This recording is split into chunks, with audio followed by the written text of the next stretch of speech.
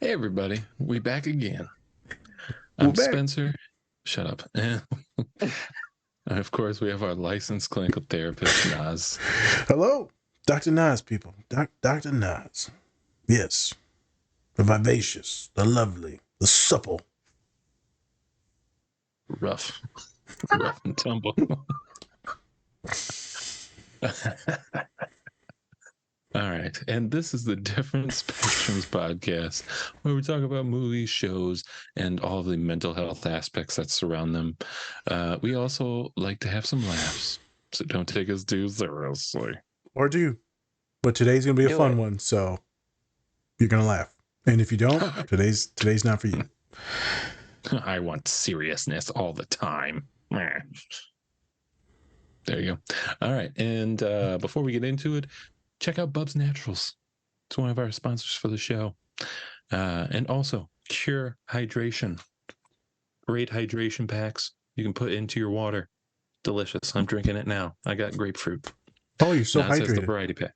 There you go. I'm so hydrated right now. I can You see have it no in your idea. skin. Yeah. It's not oily for once. All right. Damn, I need to get some. Black don't Been over gray. here blotting. So go check out Cure Hydration and Bub's Naturals and use our code DSP20 to get 20% off your entire order. DSP20. Use it. Use it. Also, don't forget to check out our merch. We have a lot of fun stuff. And we keep on creating things just for you, just for all of you viewers out there. So go check it out, buy some of it, spread the word. Spread the word. Like Jehovah Witness, spread the word. Yep. Go knocking on doors and say, Different Spectrum Podcast, and then just run away. All right. So today we have our regular guest. She's a licensed clinical therapist. It's Vic, everybody. Yay. Woo. Woo. There's Thanks a bat. for having me back, All right. guys. She just hit a bat. I don't know. She got to Hitting home beat them. runs. She got to beat the men off her these days. You know, she good looking. Any particular reason? Region? No, A you know, couple, she couple just- upgrades, you know. She did. She's coming. She's having a glow up. I'm We gonna call look it good. glow Yeah. up. Yeah. 2 pair of upgrades. All right. Oh my goodness. So, Victoria's Secret. she's right. Yeah. Not a sponsor. Ignore her. All right. No. I gotta get into this. Hey, you never know. No. All right. Hey, I'll wear it. Shit. Shit, that should look good. That's a different conversation for a different day. Okay. All right. So today, as you can see by the poster, usually for what we're about to watch, it's Shrek, everyone.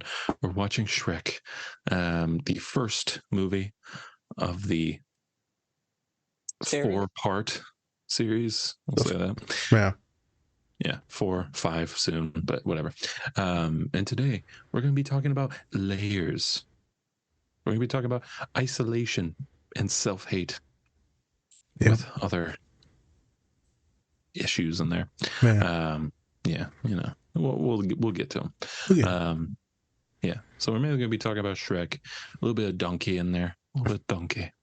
But yeah, Nazir, anything before we get into the clips? As you see that we're wound up today, folks, we've been just having some fun for the last hour and a half in pre-production. Excited to talk about this. We just randomly landed on Mike Myers, and then we're like, hey, let's do Shrek, because I know it's super famous, and a lot of my neurodivergent clients love it. As one of my students said today, I said, Shrek? Oh, he's autistic as hell. I said, okay. So I will bring this up in the podcast today. So we had a good discussion. So let's get into it. Before we do that, shout out, obviously, I'm going to keep doing it. California, Minneapolis, Jersey. Thank you for listening. New York is now creeping its way up there into the pod, and then Texas is slowly creeping its way up there. So appreciate it. And the link tree. Go in there. If you're a therapist, listen to the pod, which I know a lot of you are now because of our episode that was a smash hit, the shrinking episode. A lot of therapists are coming into the page now. So if you're new to the page and you want your therapist, go check out that previous episode that we did with Dr. Lakeith. But hang out with us today. Look at the resources. Let's do it. Whoop, whoop. Whoop, whoop. Ooh. She just can't. You can't give me two, can you? You just can't do it. Like boop. Whoop, whoop. It's two whoops. There it is. There. We got whoop, whoop. Shot it. Hey everyone, before we get into the show, please check out our collaborator, Bubs Naturals. They sell a variety of health and wellness products, including collagen peptides, MCT oil powder, coffee, apple cider vinegar gummies, and other amazing products. Go to bubsnaturals.com and use our code DSP20 to get 20% off your entire order. I just ordered their apple cider and vinegar gummies, and I'm excited to try them. If you are looking for a high-quality, all-natural health and wellness product, Bubs Naturals is a great option. The company offers a wide variety of items that are designed to improve overall health and well-being. So go check them out, and remember to use our code DSP20 when you check out. And with that, let's get into the show. Okay, let me get this straight. You're gonna go fight a dragon and rescue a princess just so Farquhar to give you back a swamp, which you only don't have because he filled it full of freaks in the first place. Is that about right? You know what? Maybe there's a good reason donkeys shouldn't talk. I don't get it, Shrek. Why don't you just pull some of that ogre stuff on him? You know, throttle him, lay siege to his fortress, grind his bones to make your bread. You know the whole ogre trip. Oh, I know what. Maybe I could have decapitated an entire village and put their heads on a pike, got a knife, cut open their spleen, and drink their fluids. Does that sound good to you? No, not really, no. For your information, there's a lot more to ogres than people think. Example? Example? Okay, ogres are like onions. They stink? Yes. No. Oh, they make you cry? No. Oh, you leave them out in the sun, they get all brown, start sprouting little white hairs. No! Layers! Onions have layers. Ogres have layers. Onions have layers. You get it. We both have layers. Oh, you both have layers. Oh. You know, not everybody likes onions. Cake! Everybody loves cakes. Cakes have layers. I don't care what everyone likes. Ogres are not like cakes. You know what else everybody like? Parfaits. Have you ever met a person you say, hey, let's get some parfaits? They say, hell no, I don't like no parfaits. Parfaits are delicious. No! You dense, irritating miniature beast of burden. Ogres are like onions. End of story. Bye-bye. See you later.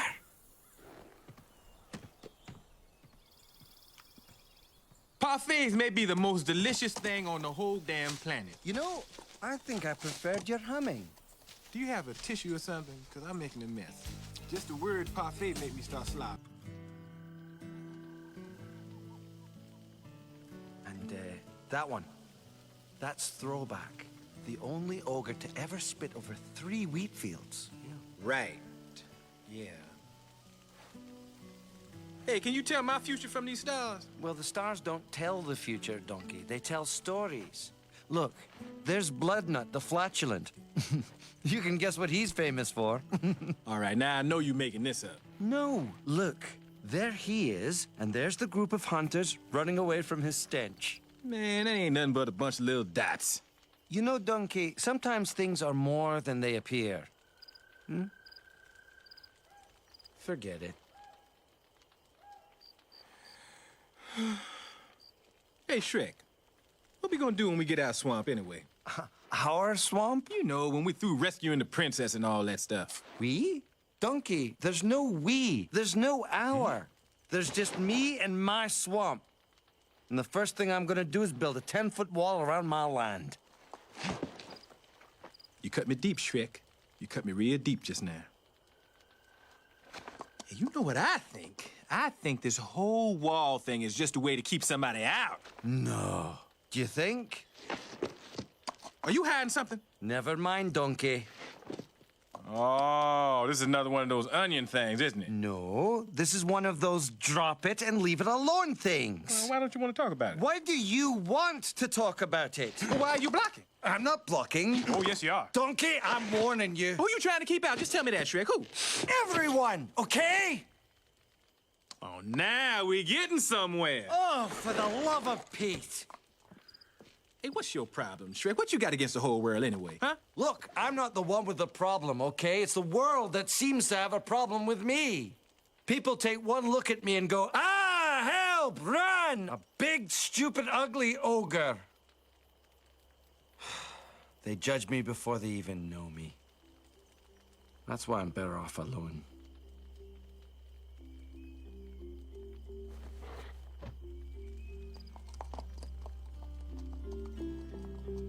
You know what? When we met, I didn't think you was just a big, stupid, ugly ogre. Yeah, I know. So, are there any donkeys up there? Well, there's, Gabby. The small and annoying. Okay, I see it now. Yeah, the big shiny one, right there, right? That one there? That's the moon. Oh, okay.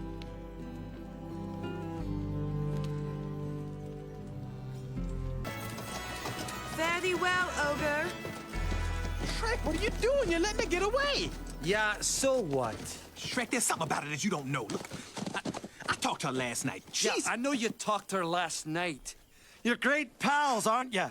Now, if you two are such good friends, why don't you follow her home? But Shrek, I want to go with you. Hey, I told you, didn't I?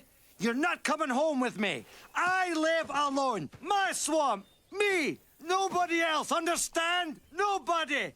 Especially useless, pathetic, annoying, talking donkeys.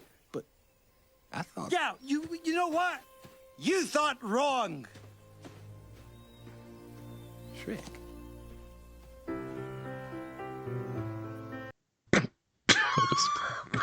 All right, and we're back.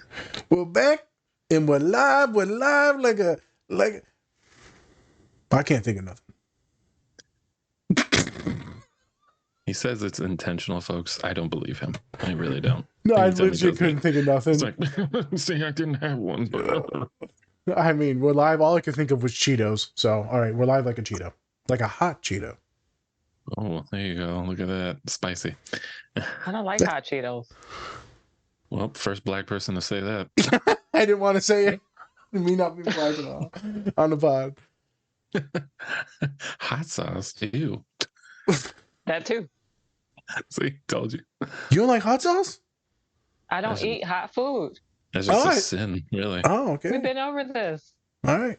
I try to keep up with my cousins when I was a kid, and I You was couldn't like, do oh, it? they're eating it. Let me eat it so I can be cool. No, I was having an asthma attack every time. Oh, you did tell us that. Yeah, I didn't know it was serious. Yeah. You legit die. Yeah. Well, at least now I know your weakness. Damn. Spicy. It's gonna try to kill me with spicy food now. I just gotta put some. You know I like to eat. Yeah, I just gotta sprinkle some seasoning on it. You're like, "Huh." Crack? Some crack. Some little Yeah. bit of crack. Just a little bit of crack. Yeah. All right, people. All So, right. crack chicken is a thing. All right, here we go. Will be. So, we took a look at 3 scenes. First one being about talking about onions and how you have layers, Love them. how ogres have layers. It's deep. They're really deep people. But not really. So they'll start yelling at you if they piss you off. But yeah. And then kind of going from there, we have a scene where they're looking at stars and Donkey's really pissing him off. And so Donkey's trying to get him to open up and like really dig deep and talk about what's the problem. And he actually does. Shrek actually talks about his problems and what, he's kind of going through. Onions. He's layered. He's multi-layered. He's layered. He has so many layers. So many layers. And then, of course, our last scene is where Shrek gets angry at Fiona and really goes off on a tangent.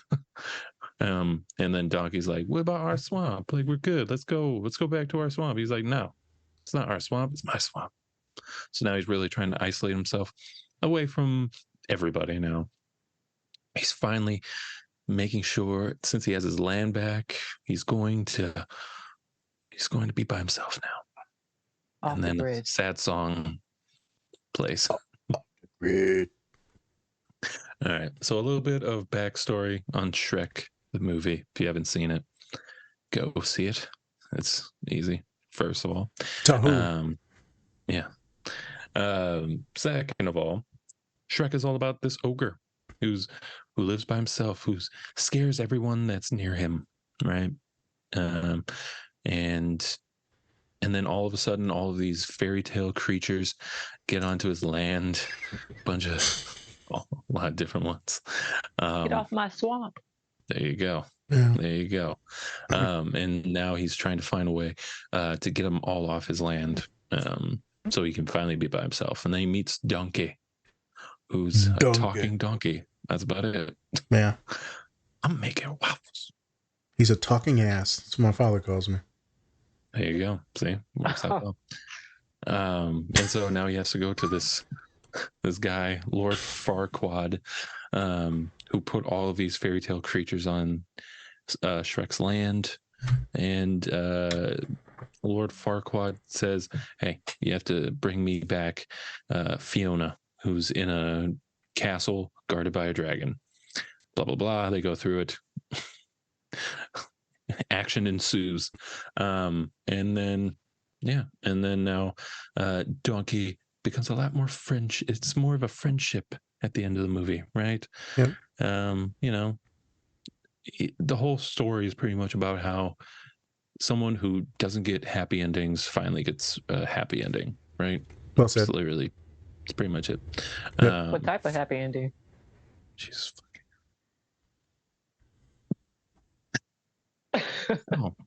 Let's get into it, shall we? Let's talk about the first scene. What are some things that you really picked up when watching the scene about onions and layers? Don't you know, Vicky? What type of layers do you have? That's just Irish. It's close I got. Okay. I have Irish. I have some Irish in my blood. Are you? You're light skinned. I do. I'm light skinned. Okay. No, I do like 15%. So someday I will go to Ireland. Jesus. Oh, you gotta go to Ireland. It's You'll be gorgeous. cussed out racially. You been? Yeah, it's awesome. Yeah. Oh, we're gonna have to tell me more about that trip. Okay. Side quest right there. Maybe not on the fucking show. Let's get to it. I know. I'm sorry. Christ. Layers. So, in watching the first scene, Shrek is talking about I'm like an onion, and there's layers. So essentially, we all have like a friend or a family member that's really difficult to, have deep conversations with, or Spencer. they don't really emote. And so it's like over time, you get to know that person, and they'll eventually open up. Yep. With Shrek, throughout the movie, you get Donkey to get him there, and sometimes we have difficult clients that have lots of layers, and they have layers for a reason, because that might be trauma, might be substance abuse, work issues, family issues, you name it. So in therapy, if you can get people to work on those layers, one layer at a time, they can really do a lot of self-reflection, and you can see a lot of growth. So that's what I took from the scene. Okay. When Donkey's like, onions, layers, what are you talking about? That's what he's talking about. Spence, immediately when we talked about Shrek in the post-production a couple weeks ago, last week, we talked about Shrek, and then he immediately was like, let's do the layers. And then me and him talked about the gingerbread, and then you talked about the gingerbread man today. So, right, we'll do that as a reel. So I seen this scene. I was like, well, this obviously is a good scene. Everyone is layered. Everyone is layered. There's different pieces to us that everyone gets to see, and the people that are the closest to you get to see the deeper core foundations of who you are and what you are. They get to see your core thoughts, things that you withhold from everyone. Right, because you don't tell everyone everything. You tell acquaintances a few things, these other people a few things. Was it too loud? Yeah. No, I was just turning it up so I can hear better. Oh, got it. I was like, what is going on? Another edit? No, I didn't want to reach for my phone. So I was like, I'll just, No, you're good. I'll have to edit again. This will be a fun one to edit. I'll do this one tomorrow when I'm not at work. So it's these core foundations and layers. As Sheldon Cooper would say, there's this layer, there's layers of trust. So you've got your, people that you know at work. Then you got your really good friends. Then you got like your romantic partner. Then you got like, maybe mom and dad. And then you got your doctor. And she's like, doctor's further down than me. He's like, yeah, of course. So like, I'd tell him about, some body issues that are going on. You don't need to know that. And he said, this little tiny dot, that's just my inner thoughts where I keep things from everyone. She's like, you keep secrets from me? It's like, yes. So this layers of trust. It's pretty normal. But he's a multi-layered individual. I enjoy the scene because everyone's going to feel like this. But specifically, I'm not going to therapeutize it too much because I want to ask a follow-up question. I like Donkey in this scene. He's just like a kind of annoying little therapist trying to break down all those layers. But like, what about this? Oh, onions. People don't really like onions though. Like, they smell really bad. They're kind of rotten in the sun. You know what I'm saying? Like, you're not really an onion person. You're more like a cake. You're sweet to the... You give people diabetes. Because you're so sweet.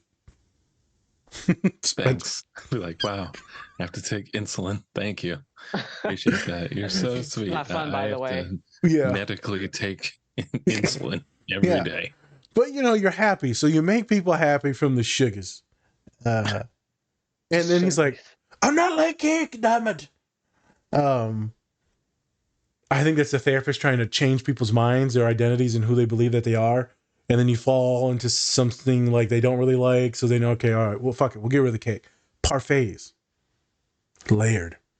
Parfaits are delicious. Everyone likes parfaits. Not and really. they're healthier. You don't? God damn it. What do you like? Jesus Christ. Hot Cheetos, no. Spice, no. You're killing me, Smalls. I like candy. I like candy and probably some fucking cakes. Terrible candy. I like cake. I love like cake. I love okay. Pop Rocks. I do. I can't. If I go to someone's wedding, I'm like, "Where's the cake?" If I go to a birthday party, so now we where's know. the cake? Like, I like cake. the cake. So the parfait thing wouldn't land on you, but the cake you would be like, yeah, I'm like a good cake. There we go. Now we know. I could see me working with clients like Spencer. Spencer, let's be real. If I was your therapist, Spencer, you would be like, this guy's a psychopath. You would never allow me to therapize you. I'd probably just be laughing all the time. Uncomfortably. No. Even though he's uncomfortable by his laughter. Yeah, you'd be like, no, bro. No. Okay, psycho. Yeah. You're like, I'm not coming back. You're like, that fat dude's in there talking about cake and parfaits. He just won't stop. He wouldn't stop talking about parfaits. Nobody even makes parfaits anymore. I know. I think it was at McDonald's for a while. It's like it. You might see it in Kroger. I think it's still there. Yeah. I think that was Chick-fil-A. Donkey. All right. Parfait conversation. Move on. It's done. It's just funny. Donkey is the ADHD therapist. 100%. The neurodivergent therapist like me that likes to go on little side quests and pokes holes in things. I'm like, look. The client's like, what the hell just happened? Perfect. I felt like Donkey in a lot of this show. So I got a question for y'all. What? Layers. Yeah, what about layers? Do you have them, and would you identify what layered item would you identify as? It's just a really dumb question because you're laughing through it. Are you an onion, Spencer? Are you an apple? Are you an orange? Are you a coconut? Coconut. Yeah, I just have a bunch of white stuff. I mean, technically, this is white meat, Yep. It's not actually white meat because I'm pretty sure all the meat inside is like red. I love this podcast today. I needed this.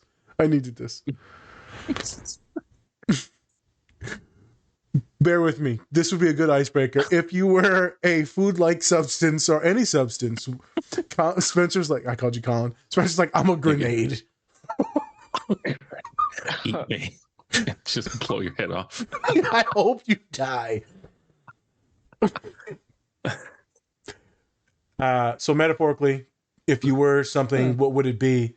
And if you do have layers, what technically would they be? We've technically been over this a little bit before, me and Spencer, and how we're like judging and assessing, but I want you two just to talk about it real quick, and then we can move on. Okay.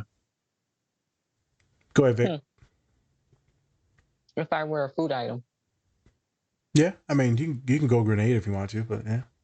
Yeah. I would say Awesome. medium well steak. Okay. Why? A little seared. I wanna hear why. The outside layers are a little tough, Brown. you know, a little seared, you know, a little dark, toughen up. Crispy. And when you get to those inner layers, it's kind of, you know, soft, moist. You know, it's like I have to. I knew you're gonna do that. I knew you're gonna do that. So it's like I have this persona. A lot of people when they first meet me. I Look, love this. I'm just gonna. No, you're fine. I like this. And then you're like, you know, you're red, you're gushing inside. As soon as I said the word, as soon as I said the M word, I was like, I know you guys are gonna lose your shit. No. M word. Don't be all right. Don't. Oh my god. So no, I'm making you're you edit so many parts. yeah, I'm never gonna get to all the edits. I'll do my best. But no, I get it, right? You're a bleeding heart on the inside, very soft, cuddly, juicy. Just want to rip into it. No. Once you get to know me, though, a lot of people when they first meet me, they feel intimidated. Like I don't know what it is about me, but a lot of people that don't know me when they first meet me, they're like intimidated by me, and I'm just like, I think you're more stoic. I have RBF really bad or what? But once you get to know me, it's like, oh, she's pretty cool and chill to hang out with, and it's like, yeah, I kind of just do my own thing, and I don't really follow the crowd. I'm the lone wolf or the black sheep. That's who I am. But once you get to know me, then you're like, oh, I like her. I like her. So that's why I said a medium well steak. There you go. And a good one. Porterhouse. Ribeye. Yep. In all seriousness, you are a little bit more reserved. You're a little bit more stoic. You also like to ask specific questions. I think and with not a lot of emotion to it. They're just like normal questions, just kind questions. But I think some people will be intimidated by that because they're not expecting that. They're expecting small talk. But you're not like a small talk person. You're like, I want to actually get to know this human and who the hell's in front of me. If you are in front of me, we're going to make this worthwhile. That's how you come off, as inquisitive and interested. But for other people, they get really nervous and scared, and I think they might scare them off. Not to mention, I mean, there is a bias with people with black women, so I would assume that's a thing as well. Yeah. Yep. But yeah, I mean, I vibe with it. I mean, I'm hungry as hell, but you know, I vibe with it. About parfaits and cakes and shit. Yeah. Cakes and pies. Spence, bear with the metaphor, because I would do this in group therapy for sure, and it would be hilarious. Fair enough. Probably like a burger or something, right? Because I can just, it's layers, but you know, it's going downwards, and you can customize it, change it to whatever you want. I'm just so goddamn delicious. Yeah. So that actually is somewhat of a neurodivergent trait as well, right? You can customize your layers based on the individuals that you're in front of. And based on what you're seeing, how you're reading the situation, right? Because with some folks, I've seen Spence lock up and like you ain't getting shit out of him. I've seen it where he's bubbly and talking shit. It just depends. I've seen it where you're engaging. I've seen it sometimes where you're just assessing. Valid. Burger, customizable. Isn't it Burger King when it says make it your way? Yep. I think so. Think so. Shout out to Burger King. Yeah. New sponsor for the podcast. Let's talk mental health. Burger King. Burger King. Burger King. Are you autistic? Customize. We got a burger for you. We got a burger for you. We're gonna sell this burger as the autistic burger. Oh my. Yeah, that's not gonna go over well at all. No, be like sued. Sued. It'll be like the vaccine myth where everyone's like, "This vaccine gave me autism." It's like that's not how it works. Yes. All right. So you be a burger. All right. Yeah. What would you be, Nazir? I've had a lot of people say like extreme hard outer shells. I've had someone. Ooh, here's the funniest one. They said a burnt marshmallow. Oh. And I was like, okay, because it's like kind of nasty looking, and right, obviously all charred and burnt. but it's like super gooey on the inside and like tastes really awesome. And you're like, this is really good. And then immediately, and I was like, have you ever seen the Anakin Skywalker meme where where where he's burning in the vat at the end, but technically it's a marshmallow, and he's like, you were supposed to be the chosen one, and the marshmallow's just lit on fire. I hate you. I hate you. And their neurodivergent self was just like, I've never seen that, so I'm not going to laugh. And I was like, well, fuck you. Um, yeah, I like the burnt marshmallow thing. The reason why I brought this up is a couple different reasons, and we'll transition to the next scene. Okay. A bunch of my coworkers always identify me as like a big teddy bear. Like they said it last week at a hangout. You're like, oh, you're like this big teddy bear. And multiple people said that. And we had a few conversations, and they were speaking about some kind of sus things. Like if they were to like create some, do some felonies or misdemeanors, like what would they get in trouble for? So it was like an icebreaker. And a bunch of them said a few things, and I looked at a few people, and I was like, I can help you out with those couple things that you said if you actually want to do it. And she was like, and they were like, what? I was like, now that I know that you want to be like an art gallery thief, like I know that's what you want to do. So I'm going to hide my like finger paintings in the house from you, you little shit. Like I still got the turkey from like 2nd grade up there, the hand turkey. I saw you looking at it, girl. But they always see me as this teddy bear, which is interesting because they actually know me. Thus, they get to see the gooey parts, the part that isn't burnt from the steak, right? They get to see some of the real value if it is a Whopper. Where other people see like the scary entity. And I feel like me and Shrek share that of being large individuals. I think, Vic, you talked about like, him having like this identity of what black folk go through. Specifically, you're talking about like black men. And so how that could be something like in the scene where they feel like they're identified as always this ugly, nasty thing. So we're going to talk about that in the next scene. So that's what I was thinking about. Okay. Side quest for the people. Because today I was watching this at work. And so a client came in after I was watching it, or in the middle of watching it. And I said, yeah, I was just watching Shrek. And they're like, oh, he's definitely autistic. And I was like, why do you say that? He just wants to be alone. He doesn't want to be bothered by anyone. He just wants his peace and his quiet. And then all you little fuckers start coming into his forest, and now he's got desensitized, and right, he's got to get used to all you, and he just wants to be at peace. I said, yeah, I mean, that's a vibe for a lot of folks that are neurodivergent.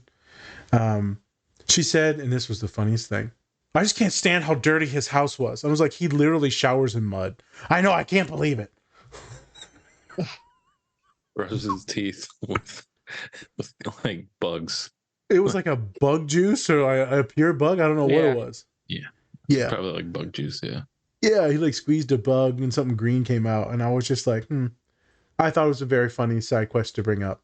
How the student reacted to it and identified as Shrek. And yet also thought he was disgusting. It was very funny. Okay. Spence. Yes. What are we doing for scene 2? So for scene 2, it was all about, like I said in the beginning, it was all about stars, right? They were looking, Donkey and Shrek were looking up at stars, reminiscing, talking. Shrek was pointing out all the different constellations in the sky. And Donkey just wasn't getting it. He was like, what are you talking about? There's nothing up there. There's just like dots. Like, what do you mean? And then they kind of get into how Shrek wants to just be alone and keep everyone out because they just don't understand me. They don't understand. But yeah. So in that, he's talking about just isolating himself overall.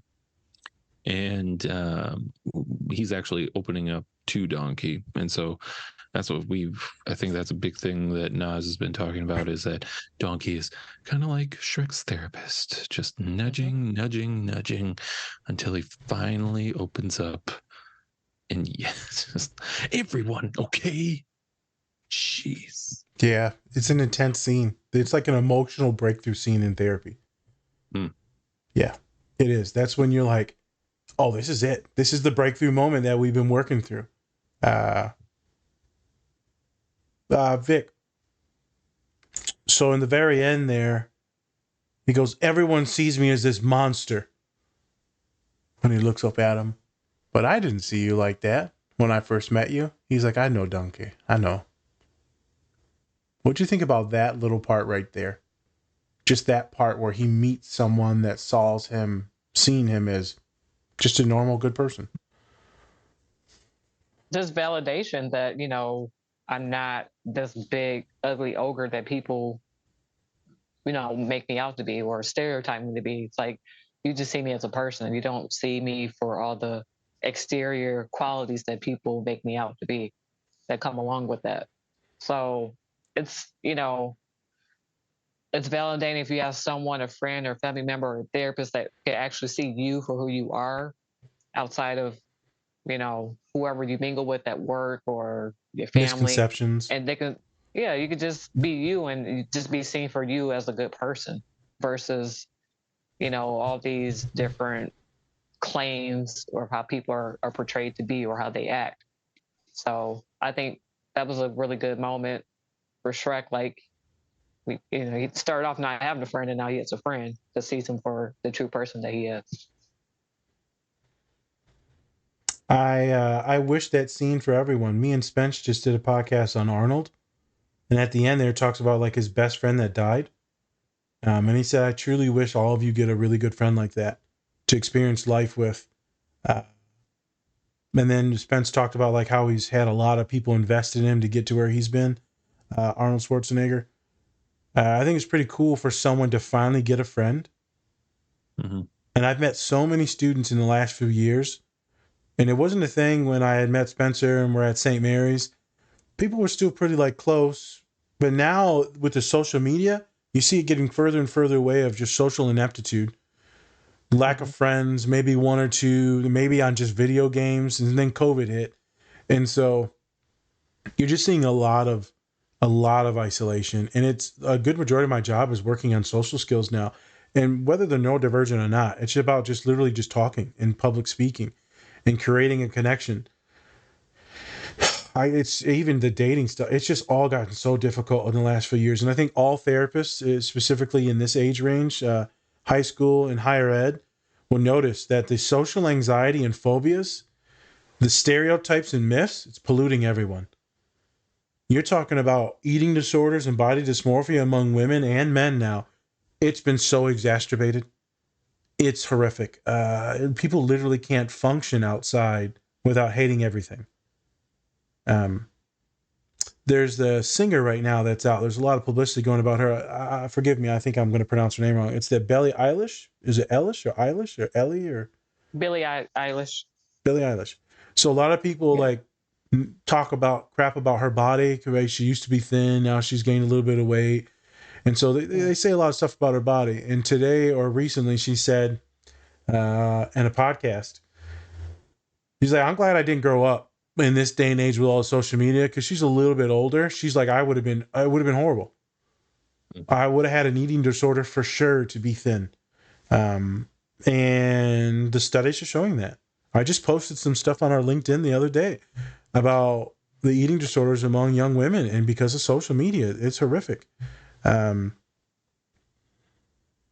So there's that route, which social media is polluting a lot of things and making you believe certain things. And then there's also, just like we talked about, some racial issues and how we see big dudes or big people in general. You may see someone like who's obese like him as disgusting, gross, lazy, they're unhealthy, things like that. Let's just go on the big stuff. You may see a dude that's super jacked or swole and be like, oh, he's probably stupid or on steroids. You make up all these preconceived things about people that are large. Specifically, probably unhealthy related things that, like, if you look at an individual that's large, like Shrek, and you get a little ick, like, ugh, it's kind of gross. You need to start thinking about your own internal mechanisms and what you think about, like, larger folks, obesity, fat phobia, and stuff like that. I'm not advocating for everyone being large. I'm just saying that if you look at it with an ick at other people, then I guarantee you look at yourself like that. If you gain 1 or 2 pounds, if you're ashamed of being, 160 instead of 140. It's a lot of stuff that goes into being large that's terrifying. And so I'm glad that we watched Shrek because it goes into a lot of body dysmorphia, plus the racism that he goes through for being an ogre, because it is about race in origin. It's a lot of metaphorical things there. I'm glad that he met Donkey. And I won't use the word pray. I really hope that many of you listening to the podcast can find people that you relate to and that just kind of love you. And I don't care who they are. And I tell a lot of my clients, and some of you may get a little offended to this. I say, what you need is some big people in your life. And they always laugh. I say, because homie, we just want to chill, eat. We ain't playing no fucking games. Like, we're just the nicest people there is. We know what it's to be bullied and to be shamed about things. We're usually not trying to hurt anyone. Are there some shitty people out there that are probably big? Yes. I said, what you need is you need a big dude in your life. Just wants to eat and lift. Eat and play video games. They're not gonna do a lot of harming. And all jokes aside, I hope that you folks find good people like Donkey to pull you out of that shitter. But remember, it's not their job to pull you out of that shitter, but hopefully they can give you a little bit of light to want to exist, to be like the real you. And then you need to do the work on your own. I'm going to bring attention to one thing that me and Spence fell upon at the end of the last pod. We're ending the pods from now on, long as we can always remember, because we're both ADHD as shit.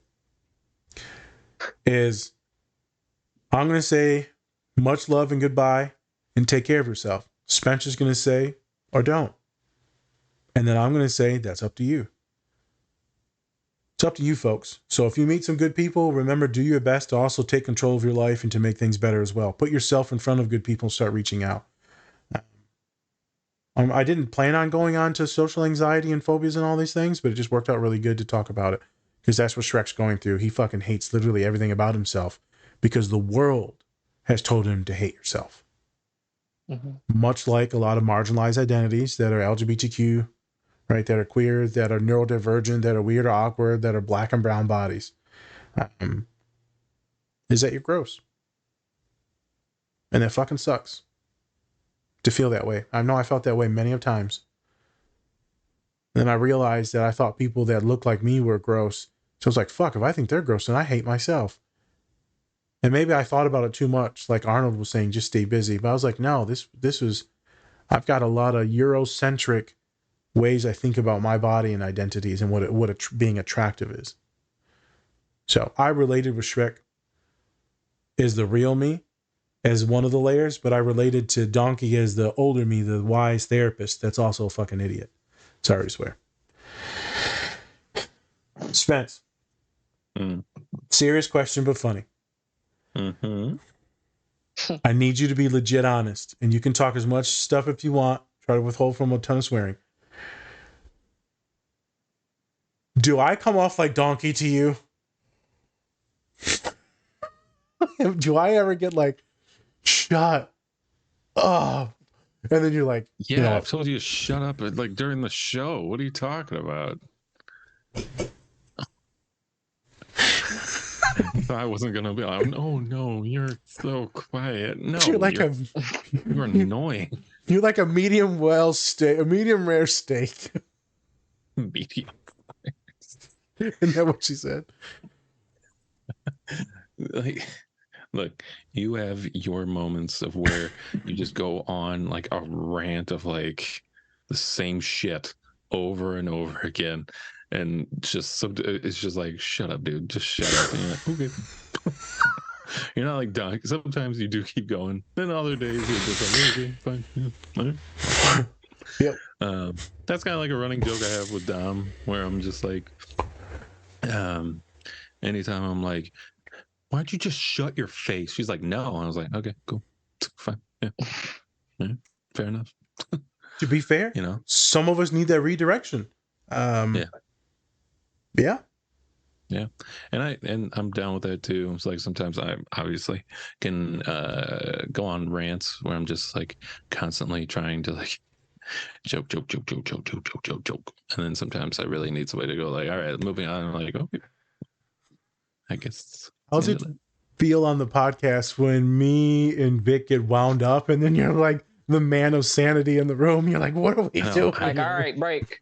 Yeah, I have to be the one that tells people, all right, moving on.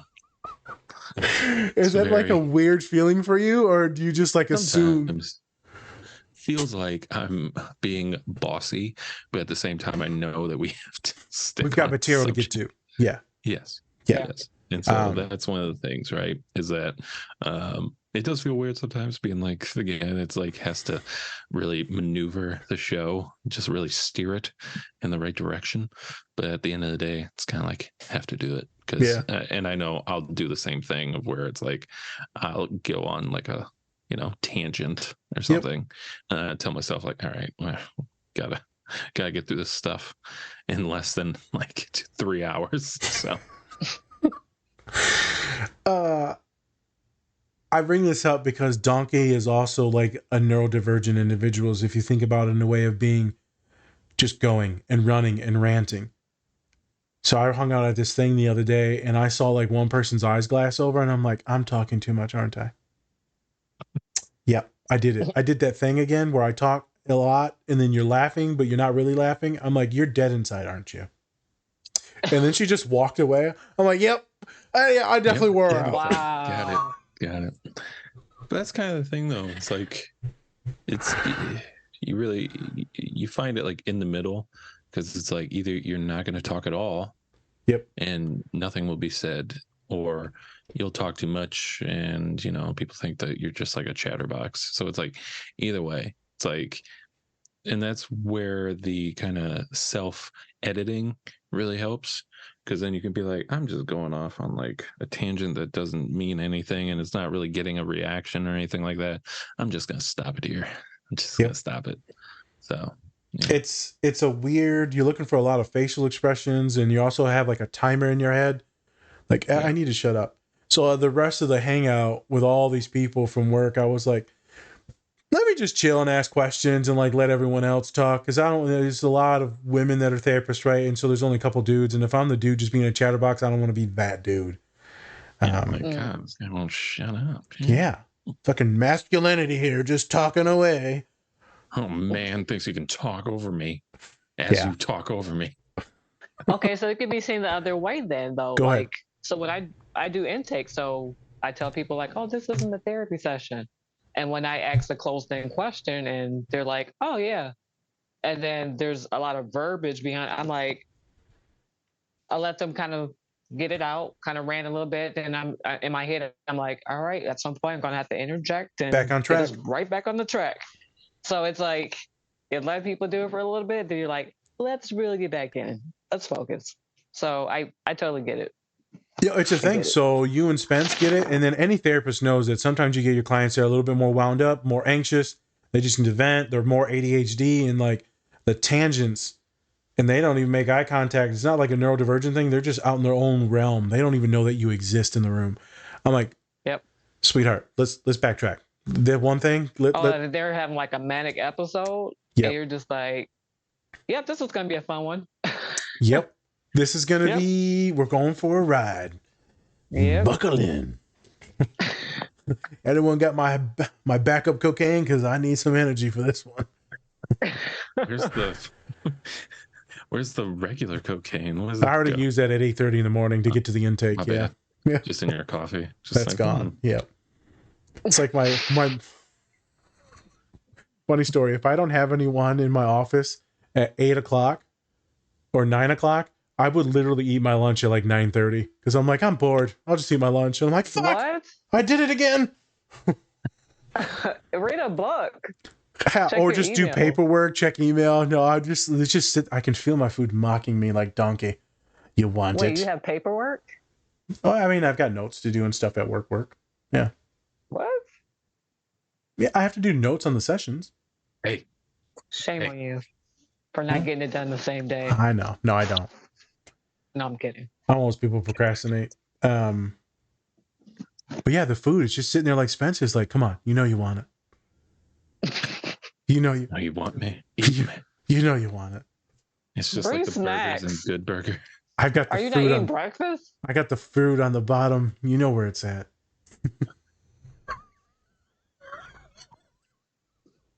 One of the parfait one. Yeah, I figured So many you. delicious parfaits. Therapist will have to restructure people like Donkey. I also thought neurodivergent folks could relate to it. I remember specifically being on a date where a person was like, you literally just talked about you at work and like how much you love your job for like 2 hours. It's like, no, I didn't. You said like 2 things. Like, come on. In the middle. Yeah. Yeah, I it was didn't the order, Nas. I was It was the ordering order. food. Yeah. Hey, whatever. They asked me a question, so I answered it. It just went on for a while. I don't know. Jesus Christ. Speak up. You know, if you got some shit to say something. Yeah. Why don't you woman This up is my and say section. something? Yeah, woman up. I just got done listening to like 6 adolescents like cry about their trauma. You're gonna hear about them and me and like me hating them and they hating me. We're gonna learn about this. And then we might have a conversation at the end of this. Yeah. Maybe. And then I'll let you smell my face. Don't do it. I'm Oh, not. there you go. I didn't go too weird. Yeah. It's not weird at Vic's all. just like, God damn it. I'm like, here we go. Down Here the we go. rabbit No, hole. I landed it. Yeah, I was PC. Okay. Let's dive into scene 3. And looks like we're doing pretty good on time. So scene 3. Pretty good on time. Yeah. Well, So we well- were right. There's so much editing to do. I This. know. Okay. Scene 3. So to back up a little bit, it's Fiona actually Yeah. is an ogre. She turns into one at night. And so It's a thirst she's trap. having Sorry. how they get you. I'm definitely getting this white woman, Shrek. Yeah. As soon as you get married to him, I tell you.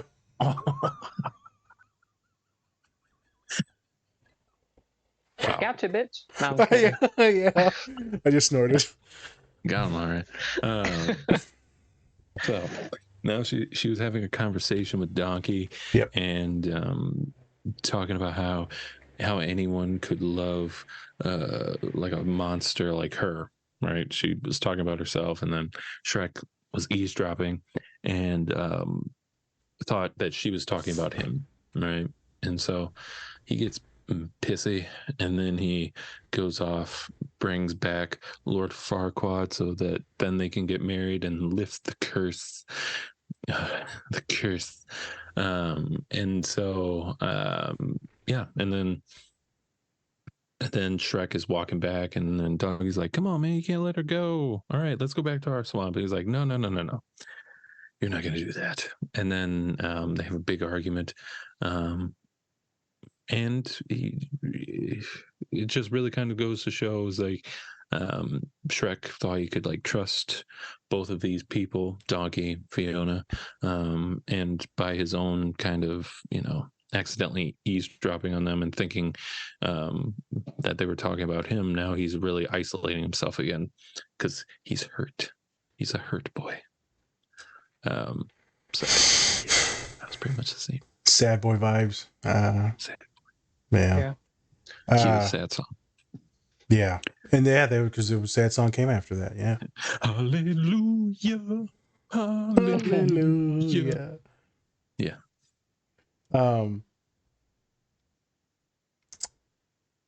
I chose this scene because I feel like it's a good story arc. Starts out curmudgeon-y, emotional breakthrough in therapy, and then like the downfall. So it's a really good storyline for like any movie. But specifically, I felt like I wanted to cry. I didn't because I was at work, but I wanted to cry because how hurt Donkey was. And he just like ears go down like a dog being yelled at, and it's just like, what did I do wrong? So we're just not friends anymore. That Shrek was in so much pain that he hurt Donkey as much as he could in that moment. So it made me think of hurt people hurt others. I was gonna say that. Yep. it made me think of couples counseling. And when you're hurting, you're hurting your partner.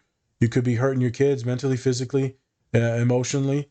People that are happy and like life is going well, you're not doing shit like that. You're not lashing out like that. I was talking to some humans in couples therapy, and I said, "So you were hurt?" And they're like, "No, I wasn't. I was angry." Yes, you were angry, but you were hurt first. You thought that everyone was gaining or messing with you, playing this board game with your friends and your partner, and then you blew up on your partner because they're trying to sabotage you. But everyone told you that's the game, is to make the winner of the last one lose. You were the winner of the last game, and thus they all attacked you, but you blew up and made a scene. And you pointed fingers at your partner because you think that they have something against you, when they don't. It's completely delusional. But it digs at some deeper insecurities and them being hurt, and then they blow up. Most of us that are angry are hurt about something. It doesn't have to be like, oh, I'm sad. Just like, oh, fuck you, man. Like, that was hurtful. That was mean. That was wrong. That was derogatory. That was oppressive. That wasn't good or nice to say. And he lashes out, and he hurts probably the only person that's ever really liked him for him, that only really loved him for him. Friendship love, right? Platonic love, which I think sometimes is even more pure and innocent than even romantic love, because there's nothing that you want from that person's body. You just want to like hang out and eat pizza. Like, I guess that's my part of it, like a friendship. Yeah. I can't even eat pizza anymore. Pizza? This is not real friendship, is it? No. Yeah, no. If I can't eat pizza with you, if we can't eat Chinese food together, then we are not friends. And some people may get jealous that other people are eating Chinese food with you. I'm telling you, people have said that. Yeah. Like, why you be hanging out with Spencer? I was there. Yeah. And I was like, this is weird. Yeah. You made things weird. I have friends. You are someone that I know. You are not a good friend. Vic's like, wait a minute, I ain't ate Chinese food with you. I've only seen you in person like 3 times in like 20 years. Like, calm down. I'm just chopped liver over here. Yeah. She like, I was eating Chinese food like it was great. Nothing. Yeah. I promise you, we will go get Chinese here. When I go to Detroit, whatever Chinese restaurant you want to pick, we're going to it.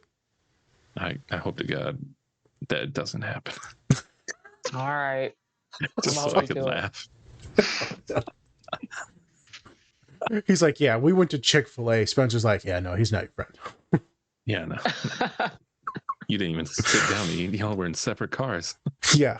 He's like, Spence will be like, so did he order, Spence knows this, did he order like 18 egg rolls? If he didn't order 18 egg rolls, he's not your friend. Because you ordered so many egg rolls. Because I remember that one time I ordered them, and then the waitress was like, are these for here to go? It's like, why would they be for here? Like, damn, eating all 18 of them by yourself right now? I said, I'm taking these back home to family. She goes, sure. Yeah, she did not. Did she really say that? Yes. She did not believe you. She just smiles. She's like, oh, it's okay, fat man. It's okay. Yeah, sure you are. Yeah. Yeah. Hey. Yeah. Lucky she didn't call me an ogre. Fucker. I felt like Kung Fu Panda just shoving the dumplings in. Yeah. Why are you always the fat kid? Because I'm fat. I'm always the fat guy because everyone I love is fat. We talked about body shaming. No, I mean, I'm not shaming fat. I just enjoy the fat characters. The picture behind me, the metaphorical picture behind me is a little chubby fat panda. Like, it's the Winnie the Pooh that's next to me is very fat that his shirt doesn't cover his belly. Oh, I'd love some honey. Yeah, I love my fat people, man. What were we talking about? I don't know. We just started. I'm so hungry. I am so hungry. I know. Yeah. Can't talk about parfaits no more. Did someone say steak? No, mistake. Oh, you got me excited. Seared mistake. Seared.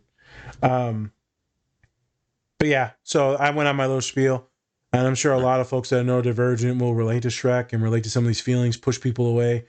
As my client today that we were talking about Shrek, and they said I could talk about a few of these things. I said, you're confusing, and you're like Shrek in these ways that you want people, but you don't want people because all the anxiety that it brings and extra variables, and you can't calculate for everything. But you want community. I said, paint me the perfect picture in your life, and she literally broke down a bunch of things that was the resemblance of community, and having like a legit, almost like a shared garden with each other and all this stuff, and like a subdivision, and it was like quite wonderful. But I'm like, but you don't like people. But like, I could grow to like them. And it was just so interesting. I said, you like Shrek. So I wonder who your donkey will be. She's like, do I need to make more friends? I was like, do you have the energy to make more friends? No. I said, there's your answer. I was like, therapy's good enough for now. She's like, yeah, therapy's good enough for now. This is enough talking for the week. I was like, all right.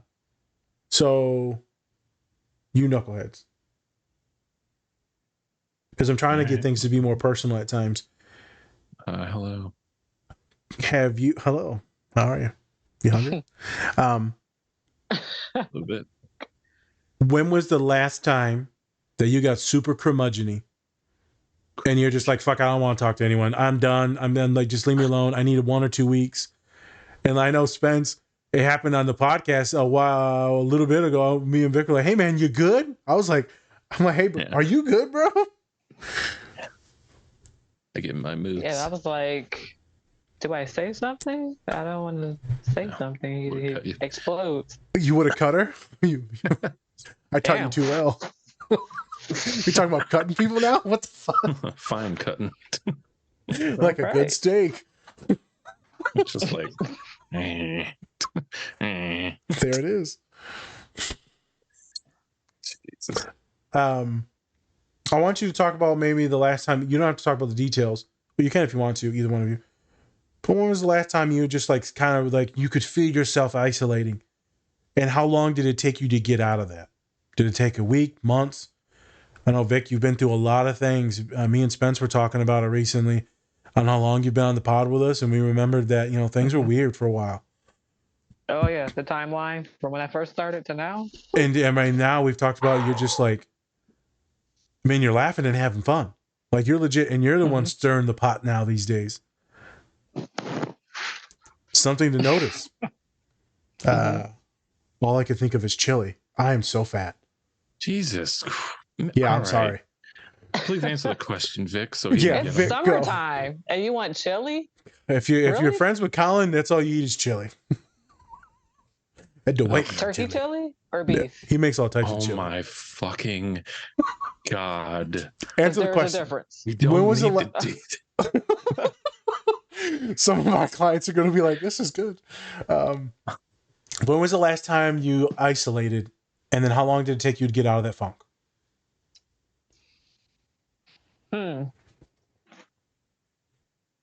I would probably have to say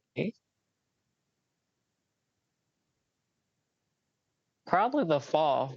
So fall through March, because that was a tough time. Going through a divorce, selling my house, unsupportive spouse, cancer diagnosis, very limited supports, having to commute my kids 45 minutes to school, go to work, go to treatment, manage personal life. So really kind of testing people's boundaries, like who's really there for me when it comes to like family and friends. And now through the thick of it all, where I'm at now in my life, it's like, okay, I know who my people are. I know who I trust. I know who I have my kids around, not to have them around. So I would say the fall through March. That was a time I was just kind of like, I'm going to just get in my shell, because I shared these are the things I'm going through, but I'm not getting a lot of feedback from people. I'm not getting the support that I thought I would get. And I have a teammate who's, she just got diagnosed a few weeks ago. Oh, geez. And I told her, I said, based on my experience, it's up to you if you want to disclose that to the world or for everyone to know. And I told her, I gave her my spiel. Like, I told people, and I felt like it was just kind of like, yeah, whatever. So what? So, and then some people were reactive to it and some people were not. So I said, it's kind of up to you, but you know, you have my support anytime you need to talk or you have questions, let me know. And I tell my first cousin the same thing because she went through a divorce and her ex-spouse is a complete asshole, worse than my ex, like Jesus. demeaning. Oh no. And Okay. they have a shared 7-year-old, and I'm just like, I said, find your people, but you got to have boundaries and set some limitations. So I would say during the fall till mid spring, I went through that period of like, I'm going to be reclusive, and if people are really there for me, they'll reach out and they'll be there for me. So I would say that would be the time frame when I was just kind of like, let me fall back, let me kind of do some self reflection and some cognitive reframing, throw some meditation in there, some prayer, get myself back on track. That's what I got to do. Can you tell that your mood is exponentially changed in the last few months? Yes. Especially when I did like some cancer screenings, and then they're like, oh, you don't have any genetic predispositions, sorry, not the right word, for other cancers. So the type that I have is like, I don't know, stress induced or something, environmental. So it's like, I don't have the genetic factors for these other things, but the type that I have was not genetic based. So then I started thinking back, like, okay, so in 2020, that was a very stressful time in my life, and ex-marriage, had shingles, I had a tumor in my tongue, Jesus. had surgery on something else, and I'm just like, that marriage was literally killing me. It was killing me. So it's like a symbiote. I feel like I'm a testimony for people that are going through tough times, and I'm like, hey, if you can make it work and both people are willing to go to therapy and make shit happen and on the same page, great. But if it's not, and you see these red flags and these signs and things going on, and you guys know some more of the more intimate details that I'm not gonna disclose. Nope, you don't need to. Yep. But if both parties are willing to make things work, then that's great. But you can't have one person doing all the work and the other person's just like, I'll pacify you with what I want you to know and hear, but I'm gonna just continue to BS. So for those of you that are married, stick in there, make it work, because marriage is work. It's not like a fairy tale, like, oh, this shit is so wonderful. Like, you're gonna have ups and downs in any relationship, whether you're married or not. It's working through it. Yep. Yeah, I'm glad that you spoke on some of those things, and sorry to put you on the spot, but I know you're very open. I was actually talking to Pops about this the other day. So one thing I appreciate with Vic is you always know what you're getting. And she's not scared of anything. And you can handle me and Spencer's like wildest stuff. And you're unfazed. You laugh and you're unfazed. And you always know what you're getting. And it's always authentic. And you never have to guess what they're thinking, or it's never an act. Where some of the other people that we've spoken to or that we know as friends or coworkers, you're like, I don't know. Even one of my favorite humans, Serena, that's on the podcast, she's got the face that she puts on, then she's got, a little devil too. I've always appreciated that about you. And I think many others are intimidated by that, as what you said. They see you as maybe like a Fiona, where it's like, I don't know, you're still an ogre. It's like, no, I'm a good person. Yep. I don't know how it came up, but me and Pop were going grocery shopping, and then you came up. And then I said that me and Spence were talking about you. And I said, she's changed so much. And she's just so happy. And I said, I'm happy for her. She deserves to be happy instead of that fucking bullshit that she was dealing with. So I'm glad that you talked about that. Hopefully other people will listen to Vic. And if she can do it, then others can do it. You just got to get the right people in your corner. You got to find your donkey. Yep. Or donkeys. Donkeys. You got to find some really good asses. You beat me to it. Okay. Oh, I'm glad both of you really going for the same joke there. Same. Vic, you're appreciated, and I love having you on the podcast, and it's an honor to know you. You should know that. Yes. Thank you, guys. And I think that... Get out. Yeah. Now leave. This is enough. We need to man it up now. Yeah. We want balls here. I got bald. No, I'm kidding. Yeah, well, I Calm down don't. now. My voice is Let me deep, but stop. damn. yeah. See, Hey. we. Jesus. I got a deep voice. No, it's very Oh, feminine. shit. I just was watching The Last of Us. He's like, "You're like my daughter, but you're just, you're not as feminine." He's like, "I don't mean anything bad by it." She's like, "No, I'm not feminine." Yeah. It's funny. He like tears her Killing down. zombies knife by knife. Like, Yeah.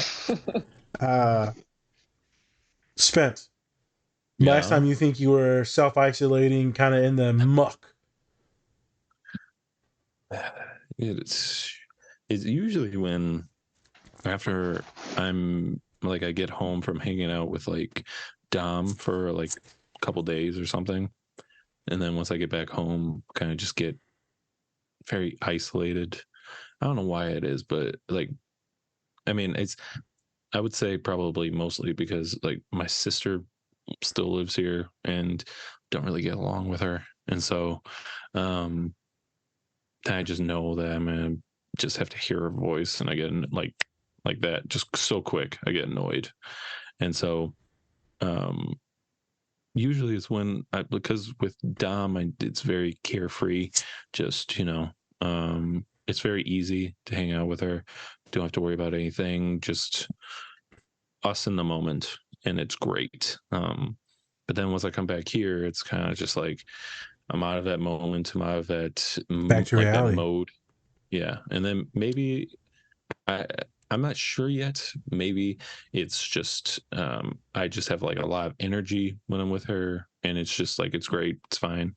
Don't and I get to just talk and hang out with somebody, goof around for like days, hours, whatever. And so I don't know. Once I get back home, it's kind of just like I need like a day or two to kind of get out of like a funk that I'm in. And then I'm back to normal. I'm good. Okay. Yeah. So without like therapizing you, Right. so I don't want to do that. But I've had clients that report things like this with relationships all the time, specifically if they're like a little bit long distancy, not like days away, but they'll be with their partner. It's super fun. It's energetic. They get to be with the person that they love, and that brings them comfort, energy, laughter, all of it. You're eating food. It's a blast. And then you have to leave and go back home. And it's always a little bit of grief, a little bit of depression, a little bit of sadness. So that's one thing with couples that you'll see. I'll see a lot with my neurodivergent people. They're with the person that brings them joy, and then they go around to everyone else that kind of like saps it out of them. And so they're a little depressed that they have to be around them, and then put on that show again and put on their. I was watching the show Beef, the season 2, which we're going to do a clip on. And the one dude puts on a suit, and he said, it feels like armor. I'm not gonna lie, when I put on a suit, it does feel like armor. Feels like you just feel really good, very attractive. Right. And then you have to put back on your suit of armor when you go home, right? It's back to that reality. And then you get like habituated to it. Okay, and now you're good. So it could be multiple different things that are going on with your mood. Yeah. I think a lot of our clients will relate to that. Relationships, friendships, when they're around some of their neurodivergent individuals, or if they're neurotypical, just around some of their good friends. And then they got to go back to work. Here's a very good example. The weekend. And then you got fucking Monday. Garfield moment. I was so exhausted. Today was not a hard day. And I was so exhausted that I had to like do stuff in the office. And I literally felt like shit, came home, fell asleep. And I woke up just before this. My dad's like, you lazy sack of taters. Mondays, man. This guy just kind of curmudgeon-y on Mondays. See, that's like, I don't know. I guess Sundays are my curmudgeon days, which is great because we record on Sundays. So, well, it's the anticipation, like, oh shit, the weekend's almost over. Reality's going to be setting in soon, and it's like you can't be in the moment to enjoy the actual day because you're dreading the following week to come. There you go. I have people bring that up all the time. Is now they get anxious because they have to prepare and they got a bunch of shit to do, right? Because Friday was their blow off night, and then Saturday they get to have a little bit of fun or go shopping, and then Sunday now they have to prep for the week, mentally, cognitively, emotionally, especially my neurodivergent individuals, right? And especially if you're in school, Sunday's a grind day. If you're in school, that's a grind day because you got to get everything done for Monday that you put off because you're supposed to do it Friday night, but you didn't. Instead, you got pizza and then you got Chinese food with your fat friend on Saturday. Jesus Christ, man. This is the food podcast. Well, hey, I thought that was that poster. I picked that poster behind Vicky because I thought it was the food guy. The what was his name? Guy Fieri. Guy Fieri. I almost said Bam Margera. Wow, the food guy who rides a skateboard. He was also a drug addict. Sorry. ADHD moment there. But it's a vibe. I would also say a lot of my neurodivergent individuals would say about just being tired. So even though it was all love and good vibes, they're done. I mean, that's a good amount of energy. And so my human today, they were talking about Shrek. I was in this funk and I thought maybe I need to socialize more. And so they went and socialized and like, that didn't make me feel any better. I'm like, no, I don't think you needed to socialize more. And so then we started methodically breaking down what was going on, and they were overstimulated from like these other things that were impending doom in their mind. So I helped therapize and untangle some of these webs, gassed them up in their confidence for what they had to do, settled some of their issues with being overstimulated and crying and the shame, and they were good. They're like, oh shit, I'm ready to tackle the world. I got another week's worth of energy, and then I'll see you next week, a hot-ass mess. I'm like, I got your back. She's privileged enough to where she'll make good money and she'll be able to have a therapist if she wants one, which is also a stigma because some people are like, well, I'm going to have a therapist forever. Who cares? Fuck it. You got to do it to be happy and to be in a good relationship or to love people. Then I guess that's what we got to do. So, and I think that's something we need to start integrating when it comes to mental health. Like, I don't know when this began, but how it became separate from general health, but going to therapy should just be normalized in general. I mean, go to the doctor for a wellness check. Why can't you go to therapy for the same? I like 100% agree. 100% agree. I just talked to Spence on the podcast yesterday for Lord of the Rings, and I think I want to make a shirt that says therapist on the back. And then DSP spectrums, like a little small logo on the chest, right on the corner. And I think I was going to make that and then send it to us on the pod. I want to wear it in the gym. I want to fight some stereotypes of me being this big brown dude and it's saying therapist. I know it's going to bring up some conversations that I legit don't want, but I'd like to fight that battle of this brown male being a therapist. I think that would be fun. It would be like a black shirt, like white letters that says therapist. Or like you could put, a black therapist on yours. You could put identity on it, right? A large therapist for mine. What's up? Funny, man. I think they understand she's black. He's like, we're overdoing it. I mean, I would wear it. I'm black. Wear a black therapist. Hey, I'm black. Just in case you recognize, I'm black. Just in case you colorblind. I'm black. Got a little glaucoma going on. I'm one of the real ones. I'm as black as night. She just starts talking like Batman. Yeah.